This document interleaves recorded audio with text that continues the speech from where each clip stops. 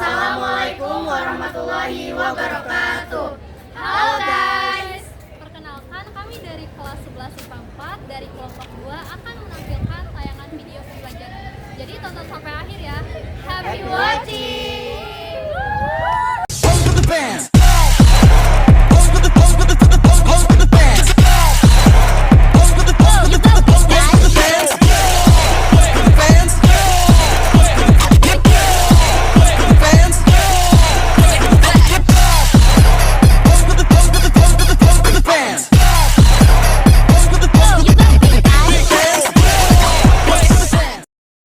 Hai guys, saya Fadil. Di sini saya punya challenge, yaitu orang yang bisa jawab pertanyaan saya bakal dapat 100.000.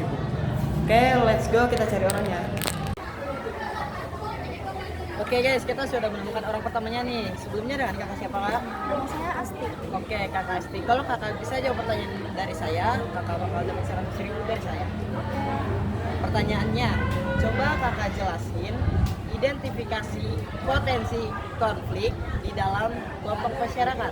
Oke, berdasarkan Undang-Undang Nomor 12 Tahun 2012, konflik adalah perseteruan atau benturan fisik dengan kekerasan antara dua kelompok masyarakat atau lebih yang berlangsung dalam waktu tertentu dan berdampak luas yang mengakibatkan ketidakamanan dan disintegrasi sosial, sehingga mengganggu stabilitas nasional dan menghambat pembangunan nasional. Konflik dalam masyarakat dapat menimbulkan kerugian sehingga perlu dilakukan pencegahan dalam salah satunya melalui identifikasi potensi konflik dalam kelompok masyarakat.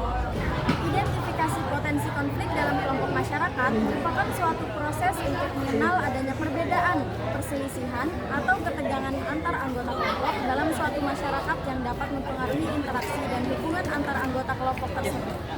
Terdapat beberapa alasan mengapa identifikasi konflik di tengah masyarakat yang beragam penting untuk dilakukan, di antaranya yaitu sebagai upaya pencegahan konflik, perencanaan pengelolaan hubungan dan komunikasi antar kelompok yang berbeda, sebagai upaya mitigasi konflik, dan mempersiapkan diri untuk berbaur dengan kelompok masyarakat yang beragam. Oke, karena kakaknya benar, kakak 100.000 dari saya.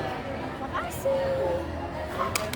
Oke guys, tadi kita sudah menemukan target pertama, selanjutnya kita mencari target kedua.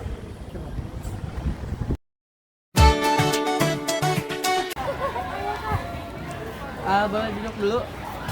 Jadi saya punya challenge. Kalau kakaknya berhasil jawab pertanyaan dari saya, kakak bakal dapat 100.000 dari saya. Apa tuh kak? Sebelumnya nama kakaknya siapa? Saya Nabila. Oke, Kak Nabila. Di sini saya punya pertanyaan, yaitu faktor penyebab konflik dalam kelompok masyarakat. Faktor penyebab konflik dalam kelompok masyarakat: 1. Perbedaan tingkat pendidikan, contohnya seperti menyebarkan informasi yang belum jelas atau hoaks. Kedua, ketimpangan sosial dan ekonomi, contohnya seperti pengangguran, kesenjangan antara kaya dan miskin. Ketiga, perbedaan pandangan politik, contohnya konflik yang disebabkan oleh fanatisme dan populisme politik. Dan keempat, perbedaan budaya, etnis, dan suku, contohnya konflik Sambas di Kalimantan Barat pada 1999 di Indonesia antara etnis Melayu dan etnis Madura disebabkan dengan perbedaan budaya dan ekonomi. Dan kelima, ketidaksosial, contohnya pembagian bantuan yang tidak merata. Oke, nah kakaknya udah berhasil menjawab pertanyaan dari saya. Ini ada 100.000. Oke guys, kita sudah menemukan target pertama dan kedua. Saatnya kita mencari target ketiga. Come on, come on. Kakak siapa nih? Labita. Oke, kakak Labita. Kakak bakal dapat 100.000 dari saya kalau kakak bisa jawab pertanyaan dari saya. Oke. Pertanyaannya, strategi mengatasi konflik dalam masyarakat beragam. Salah satunya prinsip-prinsip dalam mengatasi konflik. Itu bisa kakak sebutkan nggak? Oke, Pancasila adalah dasar negara Indonesia yang memuat 5 dasar prinsip dasar yang menjadi landasan bagi kehidupan berbangsa dan bernegara. Prinsip-prinsip Pancasila juga dapat dijadikan dasar penyelesaian konflik dalam masyarakat. Beberapa prinsip Pancasila yang dapat diterapkan adalah 1. Ketuhanan yang Maha Esa. Prinsip ini menekankan pentingnya kepercayaan dan pengakuan atas adanya Tuhan yang Maha Esa.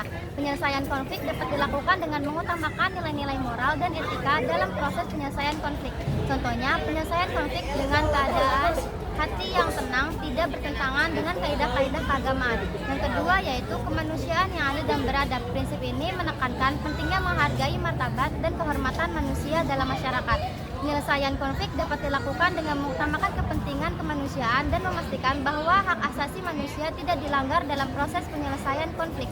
Contohnya menghargai sesama teman dan memberikan kesempatan kepada orang lain ketika sedang menjelaskan sesuatu. Yang ketiga yaitu persatuan Indonesia. Prinsip ini menekankan keberadaan orang lain merupakan bagian dari kehidupan kita atau bersatu, sehingga melihat berbeda yang ada di dalam lingkungan kehidupannya menjadi sebuah kekayaan dan kekuatan. Semakin mengenal berbagai perbedaan bangsa Indonesia, semakin merasa diri mencintai bangsa Indonesia. Contohnya memakai produk dalam negeri, memakai. Halo guys, kembali lagi bersama saya. Di sini saya ganti kostum karena kemarin itu hujan deras, jadi kita nggak lanjutin buat nyari target. Kita lanjutinnya sekarang nih. Kita mau cari satu target lagi nih.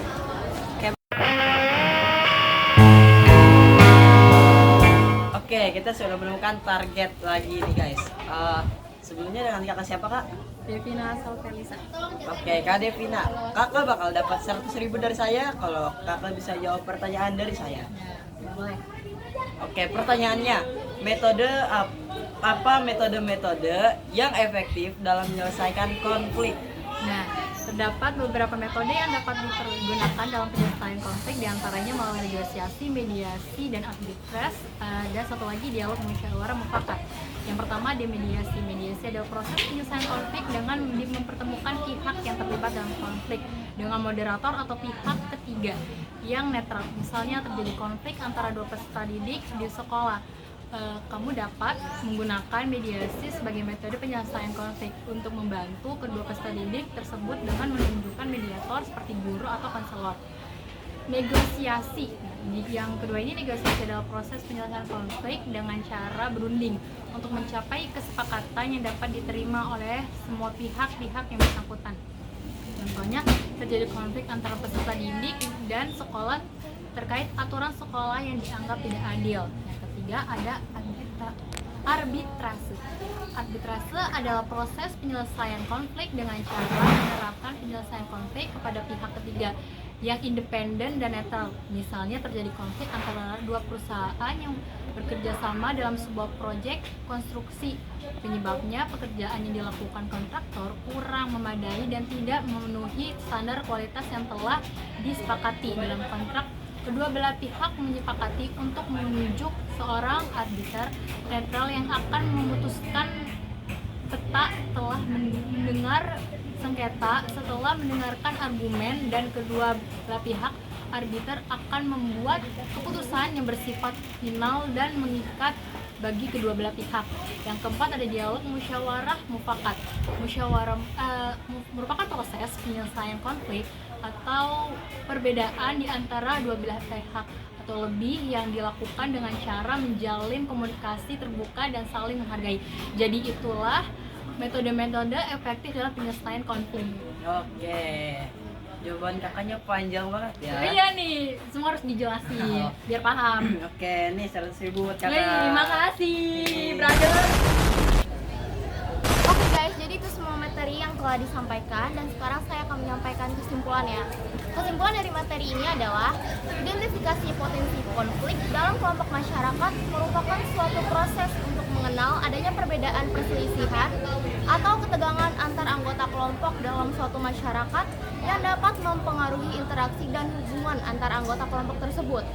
Faktor penyebab konflik dalam kelompok masyarakat yaitu perbedaan tingkat pendidikan, ketimpangan sosial, dan ekonomi, perbedaan pandangan politik, perbedaan budaya etnis dan suku, juga ketidakadilan sosial. Prinsip-prinsip dalam mengatasi konflik terdapat pada nilai-nilai yang terkandung dalam sila-sila Pancasila. Nah,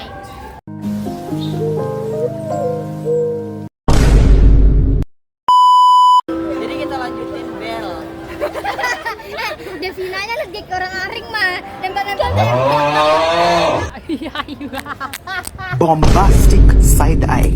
Oke guys, dulunya kelihatan gak di sini? Iya tuh. Gak tahu. Halo, oke guys, balik lagi udah. Bilang jangan ngemot deh di They ask you how you are, you have to say that you're fine when you're not really fine, but you just can't get into it because Halo guys.